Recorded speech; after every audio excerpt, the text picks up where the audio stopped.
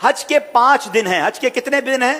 8 9 10 11 12 ذوالحجہ. 8 ذوالحجہ کو حاجی نے جانا ہوتا ہے مینا، اور وہاں ہم نے 5 نمازیں پڑھنی ہیں. 5 نمازیں پڑھنا وہاں سنت ہے: ظہر، عصر، مغرب، عشاء اور 9 کی فجر. ٹھیک ہے، this is the most crucial and most important day of حج.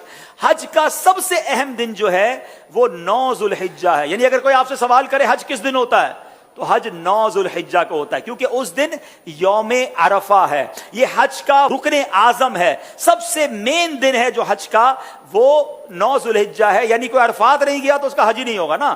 تو حج کا جو مین دن ہے وہ عرفات کا دن ہے. پورا دن عرفات میں گزارنا ہے. جب غروب آفتاب کا یقین ہو جائے کہ جناب مغرب کا وقت ہو گیا، غروب آفتاب ہو گیا، اب سارے حاجی آئیں گے مزدلفہ.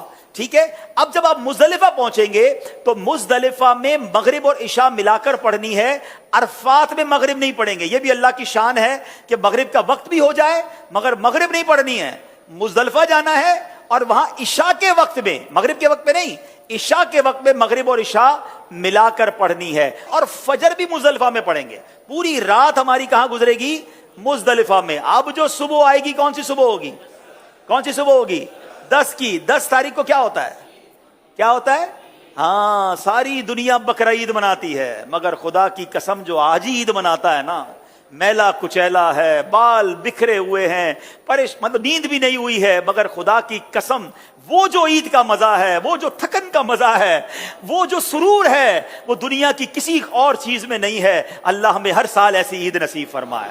اب رات کو کنکریاں ڈھونڈ لینی ہے. اب 10 ذوالحجہ کو 3 کام کرنے. اس کی روٹین یاد کر لیں. 10 ذوالحجہ کا پہلا کام ہوگا شیطان کو کنکری مارنا. پہلا کام کیا ہے؟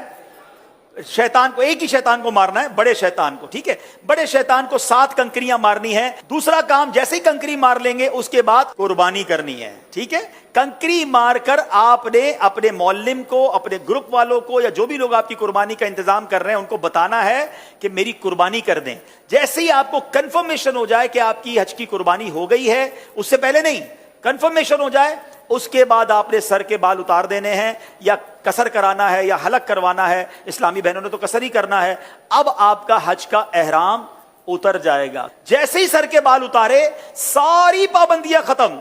خوشبو لگائیں، سلے ہوئے کپڑے پہنے، آرام کریں، موج کریں. صرف مرد و عورت کی پابندی ابھی باقی ہے، وہ طواف الزیارہ کرتے ہوئے وہ بھی ختم ہو جائے گی. تو آپ ریلیکس ہو جائیں. حج از ناٹ دیٹ ڈیفیکلٹ جتنا لوگ اس کو ہوا بنا لیتے ہیں. ایزی ہو جائیں. اب 10 ذوالحجہ کو، اب جب آپ نے سارے کام کر لیے تو افضل تو یہ ہے کہ 10 تاریخ کو ہی طواف الزیارہ کر لیا جائے.